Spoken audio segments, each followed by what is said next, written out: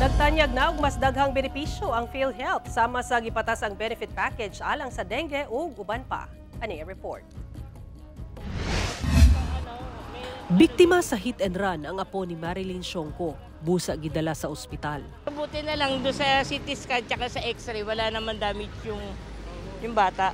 8,300 pesos ang ilang bayro nun bisan outpatient ug wala na confine ang bata.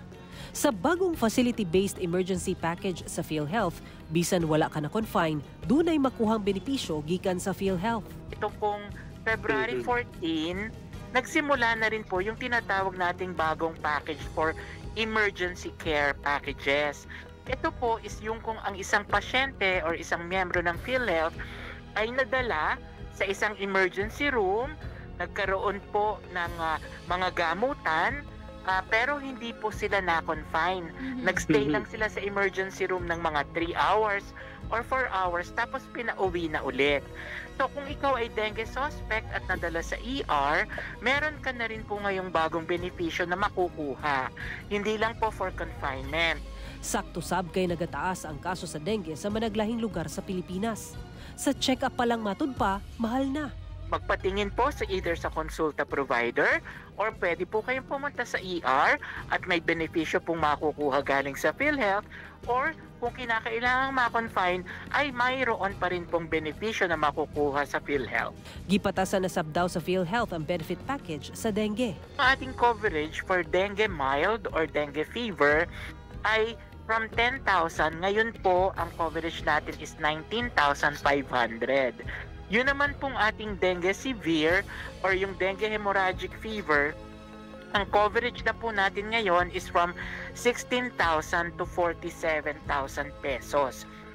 At ito po ay makukuha ng bawat Pilipino na miyembro ng PhilHealth sa atin pong mga accredited public and even private facilities.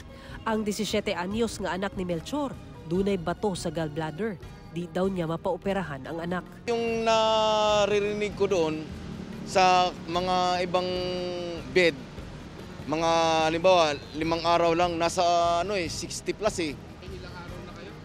13 days na, pang 13 days na to.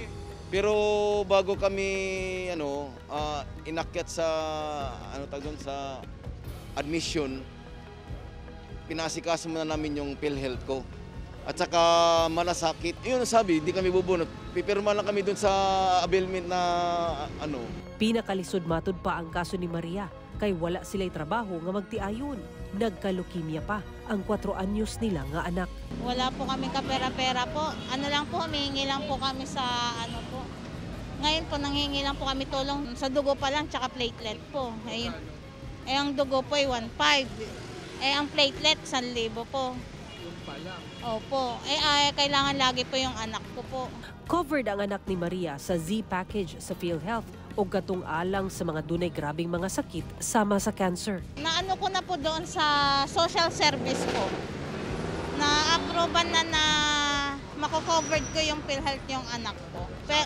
Opo, kasi indigent lang po din po yung PhilHealth ko.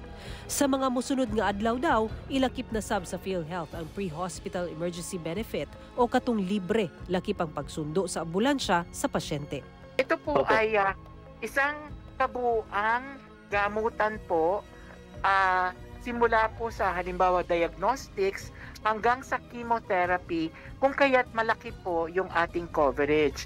Now, ang pamamaraan po ng pagbabayad natin dito ay by tranches in order to make sure na ang pasyente ay patuloy na nagpapagamot at patuloy na nabibigyan ng gamutan ng ating mga providers.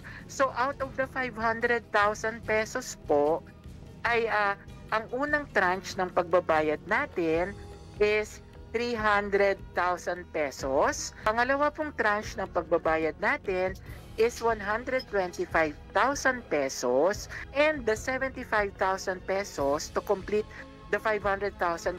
Sara Hilomen Velasco, 1 Mindanao.